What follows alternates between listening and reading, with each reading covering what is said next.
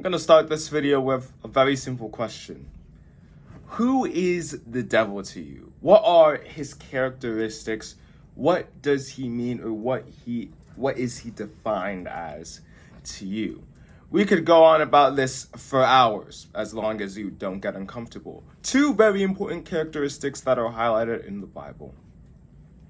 The devil is shrewd and arrogant. Shrewd, meaning, according to Merriam-Webster, marked by clever, discerning awareness and hard-headedness, or given to wily and artful ways of dealing. Basically, people who don't like doing things the easy way, but also don't like doing things the hard way. They like doing things the weird way. They always want to take the longest, see the wackiest solutions that they could come up with. Now, that doesn't sound too bad, but then you add arrogance onto that. Arrogance as in, like, you're a very arrogantly shrewd person. Arrogance is defined by Merriam-Webster as exaggerating or disposed to exaggerating one's own worth, or showing an offensive attitude of superiority. Basically, they always think that they're above every single other person, so they have the capacity to do whatever they want. These are two very important characteristics of the Bible, and he used them against Jesus himself. He tried to tempt Jesus to sin with artful, so shrewd, distortions of the Bible, twisting their meaning into something it's not. So, if the Bible is something like this, which you usually see on most covers, if the devil were to design his own Bible, it would probably look something like this. Only there wouldn't be the knots. I put those there to remind you this is not the Holy Bible. In this scripture passage of Luke 4, he makes Jesus an offer if he worships him. So, kind of like one company coming to another and offering to merge, like 21st Century Fox and Disney did for some reason.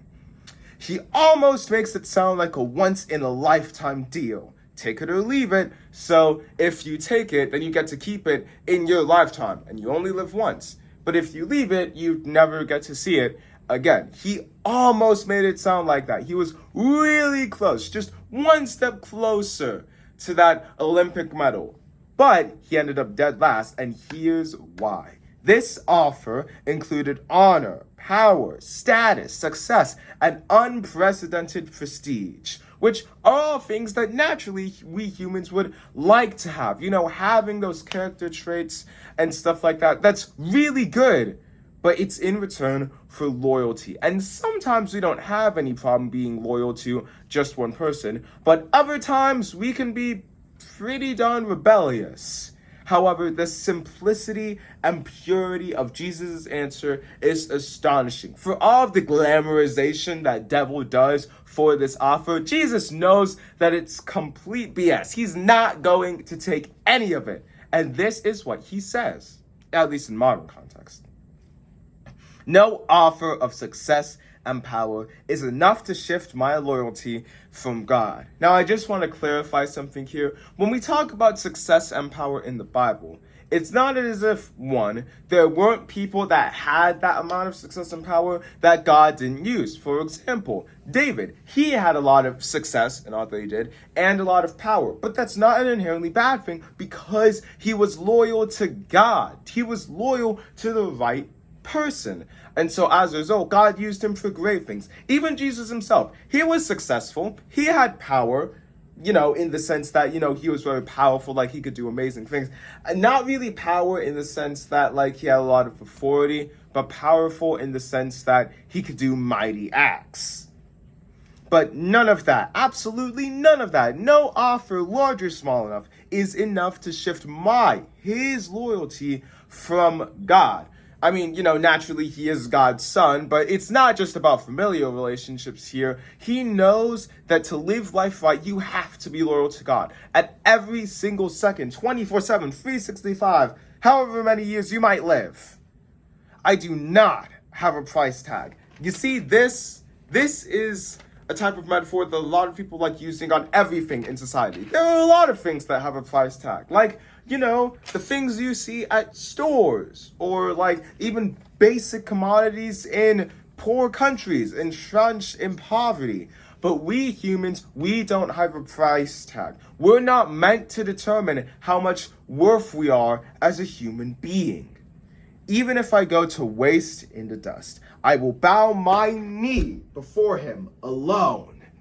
He will defend me and reward me, even unto death. That is why it's important that we know we don't have a price tag. This does not define us. It didn't define Jesus, and it's not going to start now. Again, even unto death. And that is why it's good that Jesus rejected the devil's offer, because the devil's offer in general, it's so contradictory to what Jesus wants for us, and it's so contradictory to today's message. People don't have a price. No one. Absolutely no one. Even if they're the most powerful person in the world, or if they're the absolute dirtiest. As long as we are loyal to God, then he will defend us and he will reward us. Here's a pro tip to keep yourself in check, to make sure that you are loyal to God. You've probably received a similar offer more than once in many hidden forms. It's not just some random demonic entity coming up to you and offering you a whole lot of stuff at the expense of being loyal to him. No, it can happen in any single area of your life. Family, business, relationships, education, literally anywhere. I could make one to you right now. I'm not going to. I'm only speaking to you through a screen. And you will probably hear many more, which is more than likely. Don't give up your birthright for a bowl of soup. This is the same mistake that Esau made because he wasn't loyal enough. This is not actually soup, by the way. This is water. I am going to drink it.